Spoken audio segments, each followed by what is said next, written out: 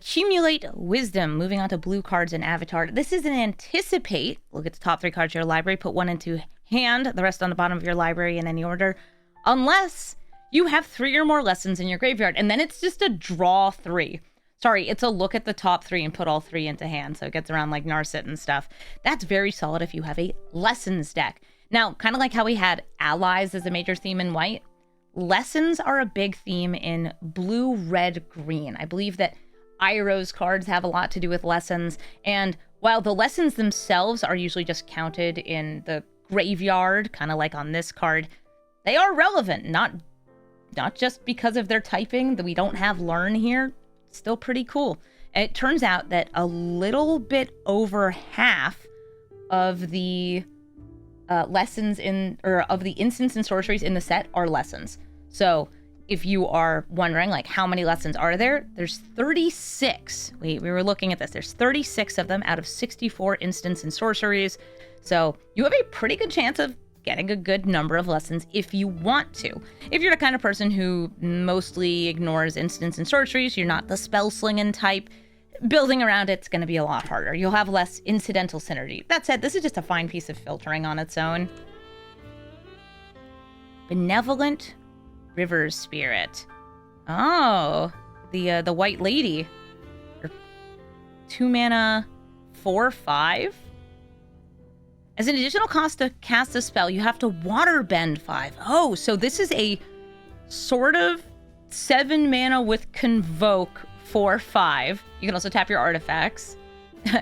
Convoke and improvise. Flying, sorry, the painted lady. Flying Ward 2. When she enters, scry 2. Okay. I feel like that's not that hard to cast. I think that the fact that it has Waterbend 5 means that, yes, you are going to need something other than just lands to cast this most of the time. That's 7 mana. That's a lot. Yeah, we have Convoke and Improvise to help us out, though, so that seems pretty solid. I like that. Painted Lady is one of your favorite episodes. We were just talking between colors about the lack of blue spirit.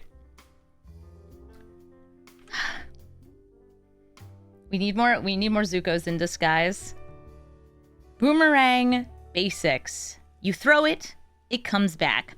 1 mana, sorcery. Return a non-land permanent to its owner's hand. If you controlled it, draw a card. Nice. Okay, that's solid. It's a sorcery speed bounce, which is never the best, but the fact that, like, if you use it on your own thing, you also draw a card is pretty nice. Pretty nice to me. Also, lesson.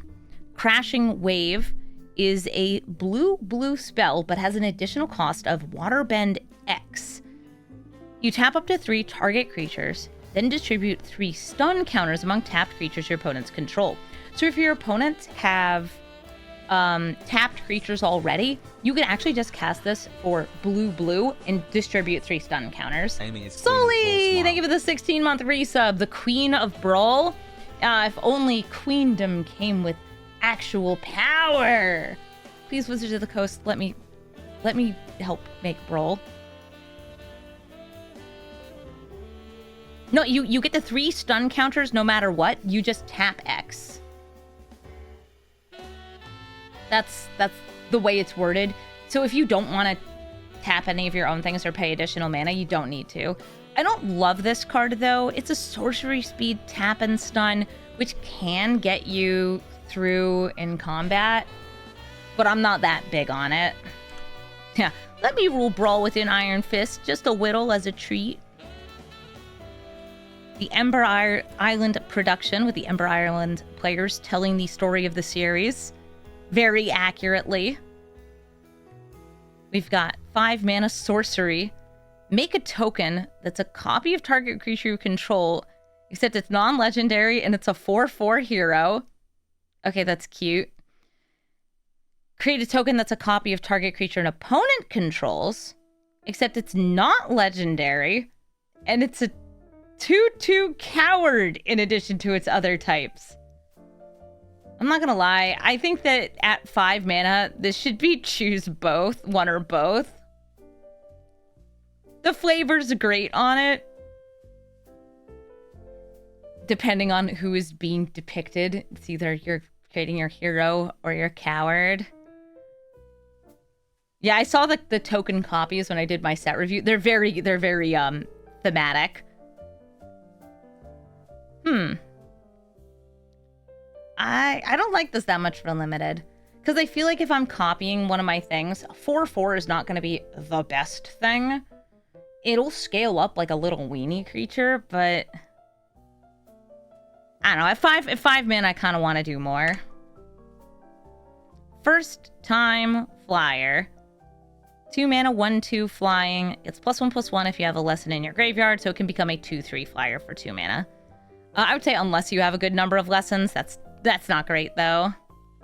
You thought it was choose both? It should be choose one or both. There also, I will say, like, there are some decks that are excited to get another, make a copy of a creature, except it's not legendary. It goes infinite with the backside of the 5-color Terra from Final Fantasy, just as an example. But we already have a 4-mana card that does that. But I guess now you can do it in Standard without using... Oh god, what's the enchantment? Or Sorcerer's Apprentice? Or something? Apprentices thing. Flexible Waterbender is a 4-mana, 2/5 vigilance and a Waterbend 3 ability to make it into a 5/2. Huh, cool. And you can even tap it as part of its waterbending. It's okay. I'm not that big on like the small attack, high butt vigilance, but the fact that this one can become 5 damage out of nowhere is pretty rude. Oh, Apprentice's Folly was the card I was thinking of. Thank you. Yeah, also goes infinite with Terra. Yeah, I think it's important, though, that we have our clone effects give us non-legendary copies in these Universes Beyond sets, because there's so many legends. Forecasting Fortune Teller.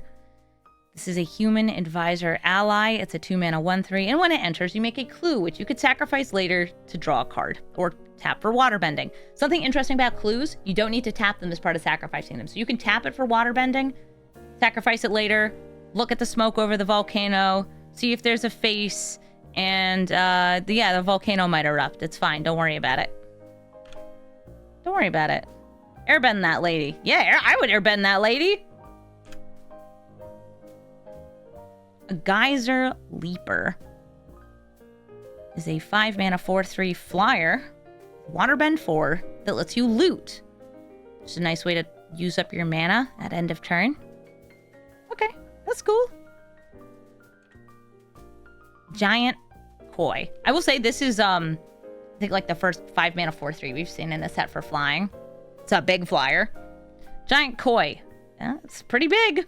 This is a 6-mana 5/7 Waterbend 3. Creature can't be blocked this turn. It also has Island Cycling. Okay, so I think I prefer the Giant Koi over the Rabaroo so far. The Rabaroo is cool because it like gains you life. It can get flying.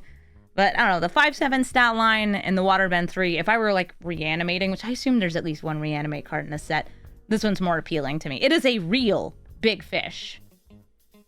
You think this is the best land cycler in the set? I mean, that's a solid ability on a solid stat line.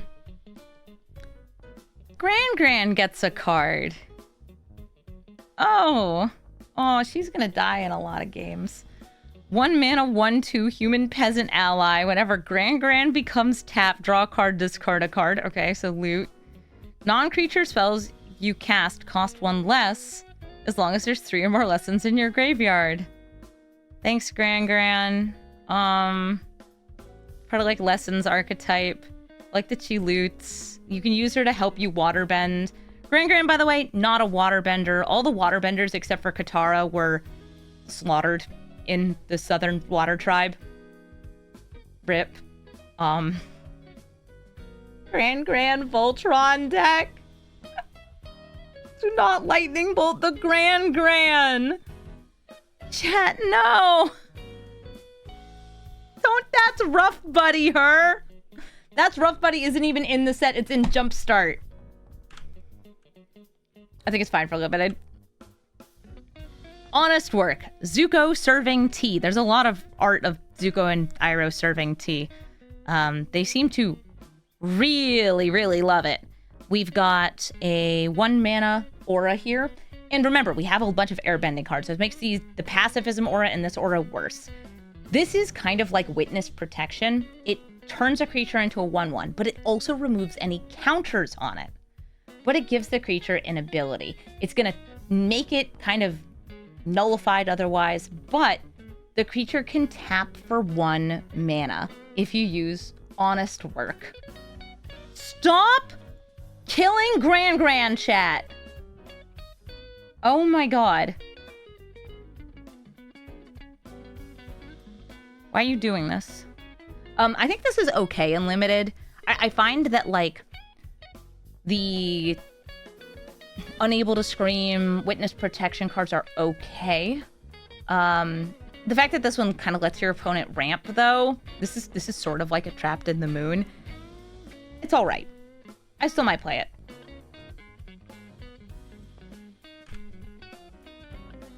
Iguana parrot?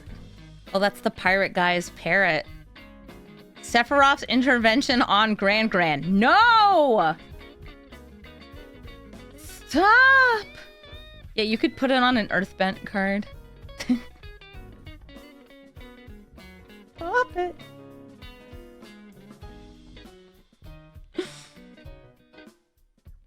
Somebody's saying, except Hama, who was a Southern Water Tribe bender. She doesn't live in the Southern Water Tribe, though. That's the Bloodbender, right? She lives, like, in the Fire Nation or something? Iguana Parrot is a 3-mana 2/2 with flying and vigilance and prowess. Wow. Very French vanilla. Oh, Hama was kidnapped. I'm thinking of somebody else, then. Okay. First Nation... Okay, the first Waterbenders were just captured, and then they just started killing them. Okay, that's what was going on. Putting Gran-gran in fodder cannon. You're gonna start goblin bombardmenting Gran-gran? You guys are horrible. I think this bird's pretty good, though. It's a solid threat that could grow in the middle of combat.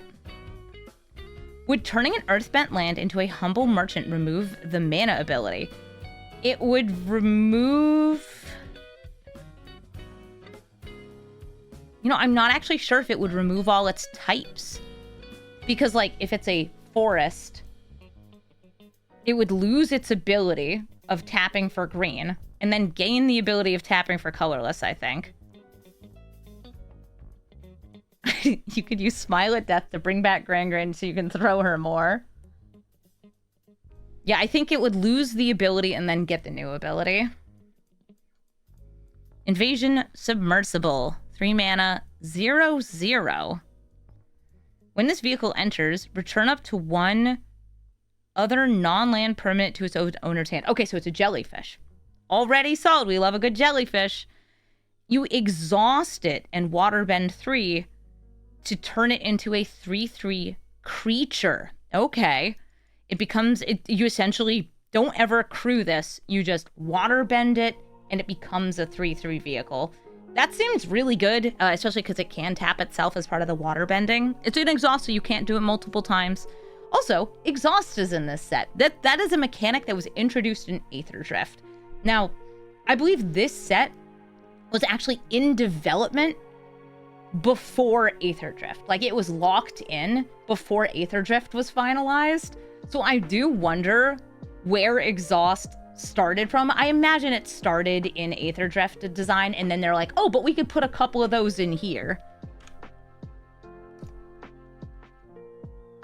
I do like that exhaust is coming back. I think that this is a really flexible mechanic. It just means you can activate this, but only once. You can put it anywhere. It'll quench you! Guys, don't drink the cactus juice.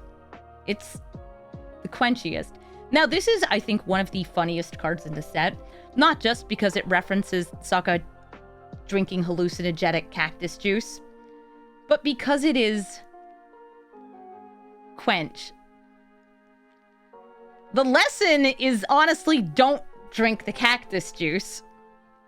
Counter target spell unless its controller plays 2. That's literally quench as a lesson.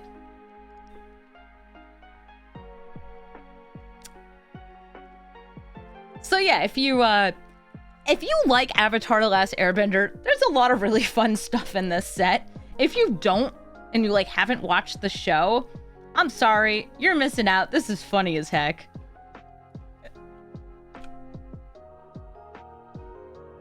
The flavor text says to drink the delicious cactus juice. Yeah, because it's the quenchiest.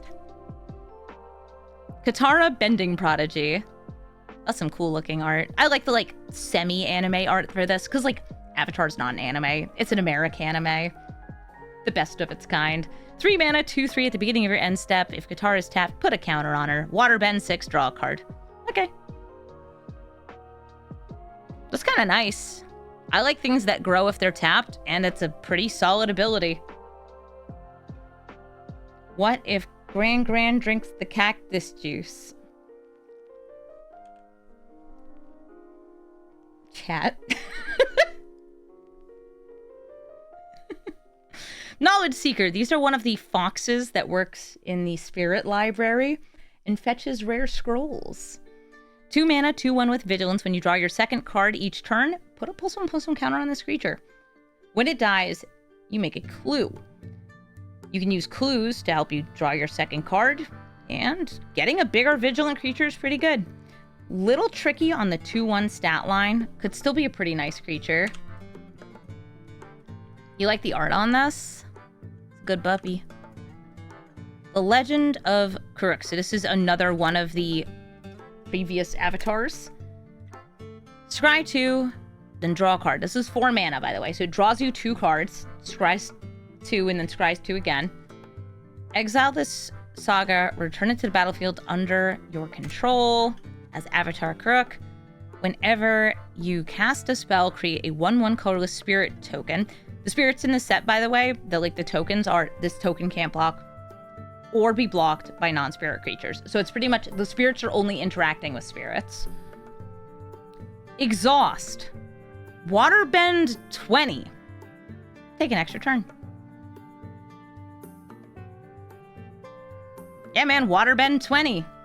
I think that this is like a pretty nice saga, though. That is 4 mana, draw 2, and it's like, it's a little slow, but then you get the 4/3 that makes the spirits whenever you cast any spell. I don't think you're going to be waterbending an extra turn that often. But what if you did?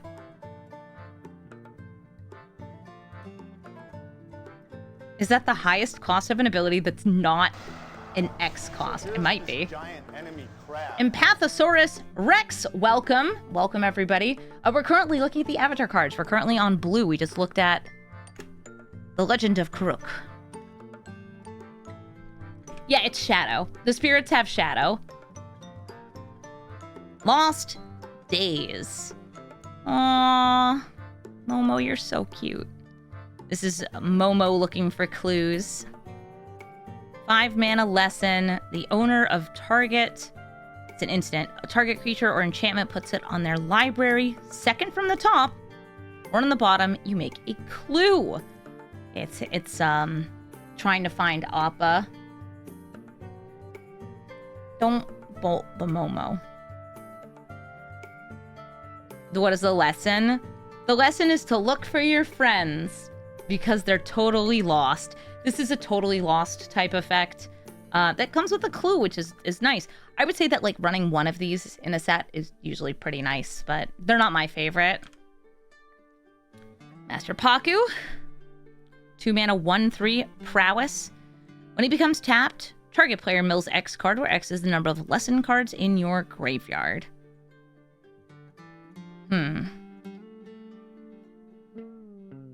He's a mill guy. I don't like Pakku much in the show. I don't like him much here.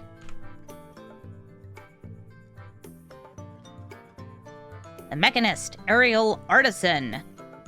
He also has a sheet, a bonus sheet card, by the way, as the Mechanical Engineer, which is cute. 3 mana, 1/3. Whenever you cast a non-creature spell, make a clue. Ooh. Until end of turn, target artifact token you control becomes a 3/1 construct with flying. Okay.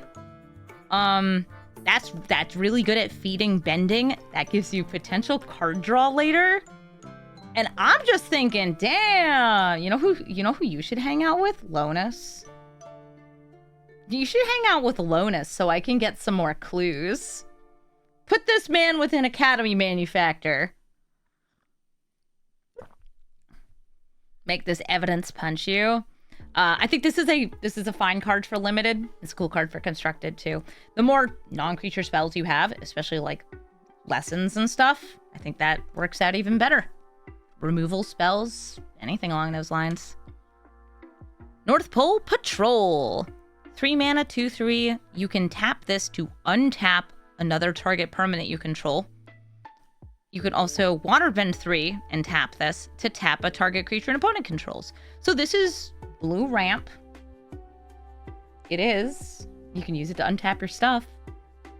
And since it's instant speed, you can also use it to just be like, I'm holding this up to get my better blocker back, or I'm going to tap it to tap down your best attacker. I like the flexibility of this. I think that this will be a pretty decent card in limited. Octopus form. You need a lot of squiggly wigglers to hit all those. Are those the like deadly agents? Target creature you control gets +1/+1 and gains hexproof until end of turn. Untap it. Oh, so this is a lesson reprint of oh gosh, I'm already like blanking on the name of like this card, but there's another card that does that. Yeah, guys, Gran-gran can get octopus form, so she's protected. Shore up. Yeah, I think it's like shore up is this one. Dive down was the +0/+3, but the vibe is there. An okay protective spell unlimited. Not my favorite, though. I tend not to run the untap ones unless they're like in green and they give a pretty sizable buff. But at 1 mana, not bad. Dampen Magic from Final Fantasy. Magic Damper. Yeah, target creature you control gets +1/+1 and hexproof. Otter-penguin! It's so cute. Why do they have so many extra arms? Like, otters don't have 6 arms. Nor do penguins. But they're very cute. Yeah, these are the avatar we took 2 animals and smushed them together. It's an otter bird. 2 mana, 2/1. Whenever you draw your second card each turn, the creature gets +1/+2 and can't be blocked. Oh, this is the second draw 2 card we've seen. Okay, it feels like a filler to me. Your wallet's gonna hate you with this set. It's okay, I understand. Sometimes you just really want pictures of Avatar to the Last Airbending characters that you love. And you want to make them smack into each other. 3 mana, 2/2. When this creature enters, tap target creature an opponent controls, put a stun counter on it. Oh, it's a Frost Lynx, but an ally. Ally! It's fine. Frost Lynxes tend to be alright. The secret of bloodbending is dire indeed. This costs blue, blue, blue, blue. As an additional cost to cast the spell, you may waterbend 10. You control target opponent during their next combat phase. If this spell's additional cost was paid, you control that player during their next turn instead. Ooh, that's rough. How do I feel about this unlimited? It's really hard to cast unlimited.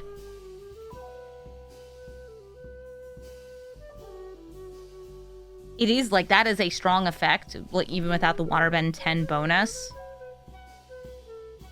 Some Master Warcraft going on. Yeah, it exiles itself so you can't keep recasting it, which is important.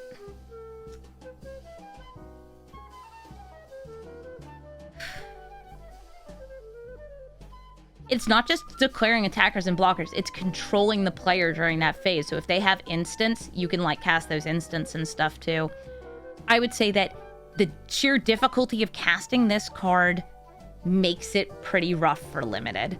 And I don't think I would push that hard for it unless I was almost entirely in blue.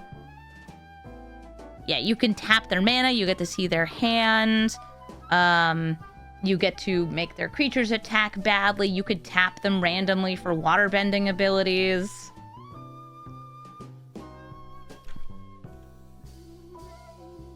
Yeah, I'm not sure how to evaluate it for limited. I think that it's alright. Just real hard to cast. And I wouldn't like force mono blue if I got this pack one, pick one. I don't think it's that crazy. Serpent of the Pass. 7 mana, 6/5. If there are 3 or more lesson cards in your graveyard, you may cast this spell as though it had flash. Cool. It also costs less based on a number of non-creature, non-land cards in your graveyard. More lessons you have, the better this gets. It can be a 6/5 with flash, and it costs 7, but let's say you have 3 lessons in the graveyard. It only costs 4. Seems pretty good. Yeah, I think you could force mono blue. There's another card I remember seeing in blue that I really liked. It was an artifact that you tap. It's a bit like a Tolarian Terror. No ward, but potentially flash. And it also, notably, it's not instants and sorceries in the graveyard. It's non-creature, non-land. So, like, artifacts and stuff count, too. Waterbending Scroll. Yeah, we're going to see it at the bottom of this category. Waterbending Scroll is another, like, if you're in mono blue, this card gets a lot better. Sokka's Haiku is 5 mana. Counter. Target spell. Draw a card. Then mill 3 cards. Untap. Target land. Very, very cute way to format the spell, guys. Sokka, like, breaks into a ladies' school when they're doing poetry, like haiku lessons. It's cute. That's what's happening in the show. That's what's happening here. I hope that they can translate this spell into other languages and still have it work. But if it doesn't, at least it works in English. Yeah, I think that this is still like a decent card. It's a very expensive counter spell, but it also draws you a card. The milling could be good to put more, like, lessons in your graveyard. But I'm not the kind of person who would seek this kind of spell out. Spirit Oasis. This is where Tui and La are kept. 3 mana shrine in blue. When the Spirit Oasis enters, draw a card for each shrine you control, and whenever another shrine you control enters, draw a card. And also, there's Momo. What a good Momo. On its own, it's a 3 mana cantrip. More shrines you get, more card draw. I'm a maybe still on the shrine cycle. Is Momo on all the shrines? I wasn't paying attention on the white one. Momo's in a lot of random cards. Spirit Water Revival. Katara bringing Aang back from the suit. We kind of assume they were deadly burns on his back.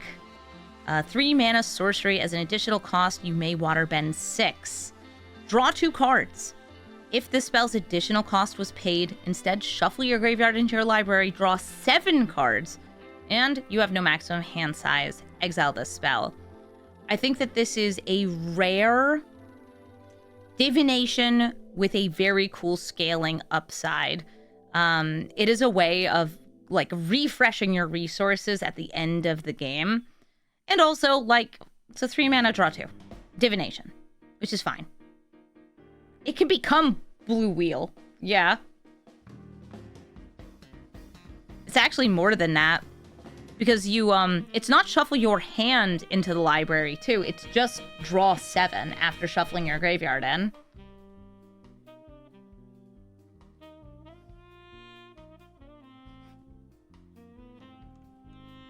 Waterbending is fair, Urza. Chaos-spirited glider.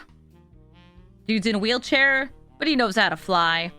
4 mana, 1/4 flyer. Whenever one or more creatures you control with flying attack, draw a card, discard a card. When you discard a non-land card that way, put a +1/+1 counter on target creature you control. That's, like, specific to flyers. Works well with, I guess, Momo.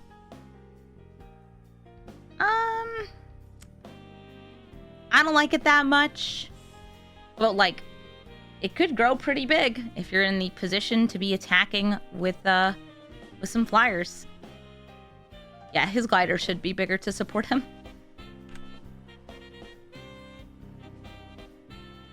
Tiger seals. They are tigers. They are seals. Creature type cat seal. This is a 1-mana 3/3 with vigilance, sort of. At the beginning of your upkeep, you tap this creature, but whenever you draw your second card in a turn, you untap it. So if you are, I don't know, cantripping all over the place, that's a pretty cheap attacker, but it's going to be hard to get a lot of value out of it, and you can't kind of cheat the untap on this that easily. Why is he so tired? The flavor is because every creature in the world felt the avatar's return and paid respect in whatever way they could. He's bowing. The tiger seal is bowing. Yeah, you can't, like, give this vigilance to cheat it.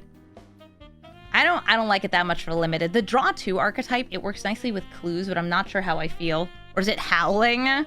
Ooh. Ty Lee, Chi blocker. I love Ty Lee. I love me a circus girl. This is a 3-mana 2/1 with flash and prowess. When she enters, you tap up to 1 target creature. Doesn't untap. During its controller's untap step, for as long as you control Ty Lee. Nice. So she's like a Turbo Frostlings with flash and prowess. She's like a practically a merfolk. You had a crush on her as a kid? Understandable. I like Azula. You could ship him. She's a Geist. Yeah, she's got like a Geist ability. She's not a good blocker. She is not a Chi blocker. So in the show, I actually would kind of expect her to have like a Tishana's Tidebinder sort of ability, because she removes ability. She turns off people's bendings, also their limbs. But I think just like the tap and make them not untap is pretty nice. I think that this is an okay card. I wouldn't like go after it too crazily, but it is essentially it's a nice temporary piece of removal. Ty Lee is terrifying in the Avatar world. The only thing holding Ty Lee back is that she's actually like a pretty good person.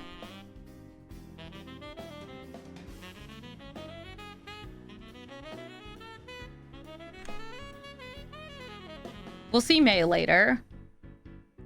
The Unagi of Kyoshi Islands. 5 mana, 5/5 with flash. Whoa!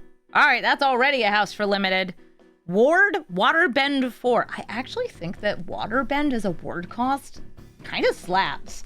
I feel like that's a really fair way of being like, you can also tap your creatures to help pay for it. Okay. Oh my god, she is an ally! I didn't realize she's a human performer ally. This is not an ally. This is Big Eel. Whenever an opponent draws their second card each turn, you draw 2 cards.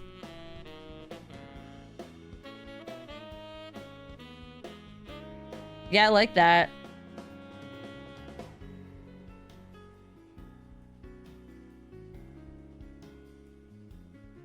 The rare May is also got the ally type. Yeah, because they both, like, turn their back on Azula when it's like, girl, you are crazy. Fairy Mastermind on steroids. It does cost 5 mana, so it's much less of a tempo play. But this seems like a great card in limited, because you can flash it out in response to your opponent drawing their second card.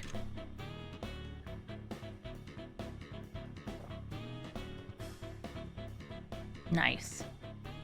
Wan Shi Tong, Librarian. I've actually seen a lot of people doing spec brews on this for Commander. Legendary Bird Spirit. Costs blue, and X. Flash. Flying. Vigilance. It's a Hydra. It enters with X +1/+1 counters.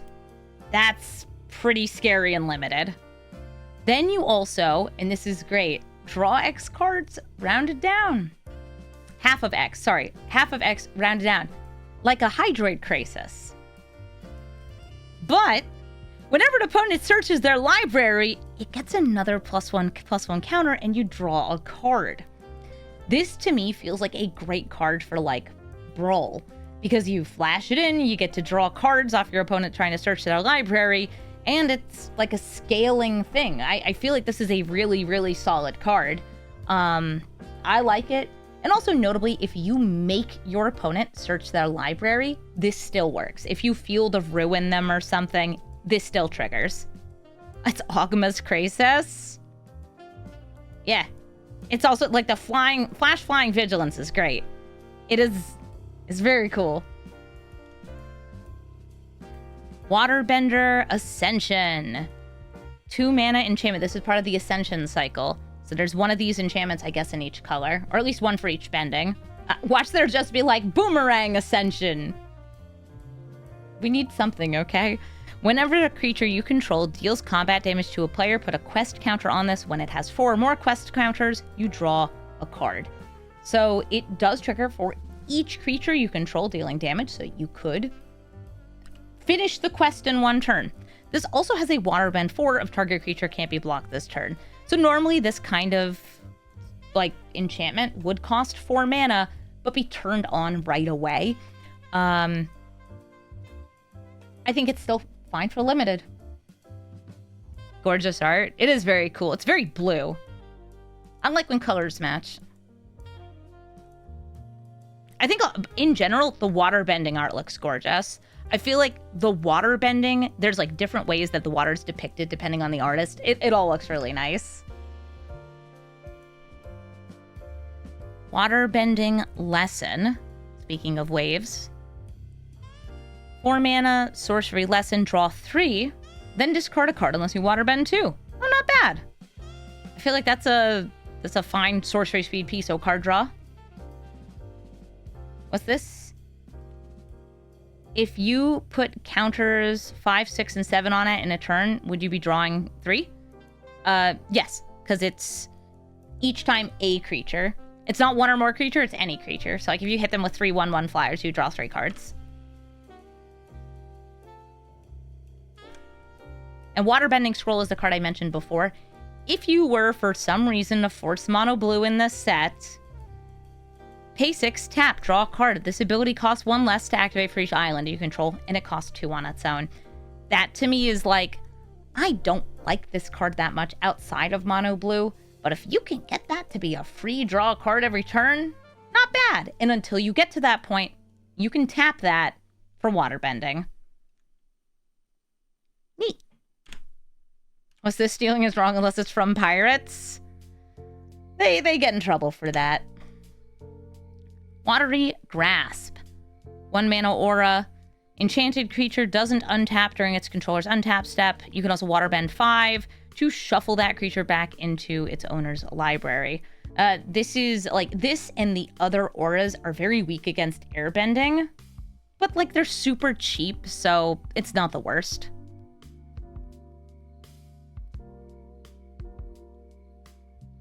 You think that like a deck running 12 plus islands would make it decent? Yeah, so like you'd have like 4 islands out at turn 6 or something.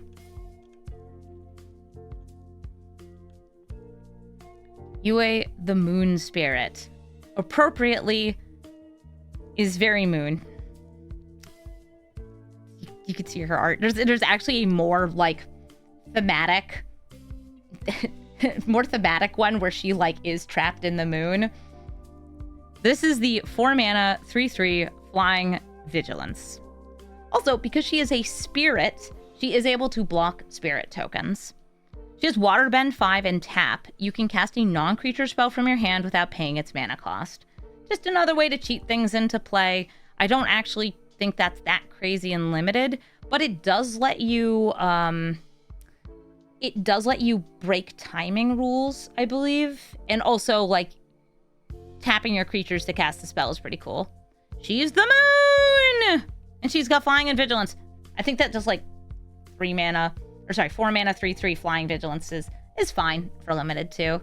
Another way to cheat out Omni. Yeah, but it's a lot slower than Kona.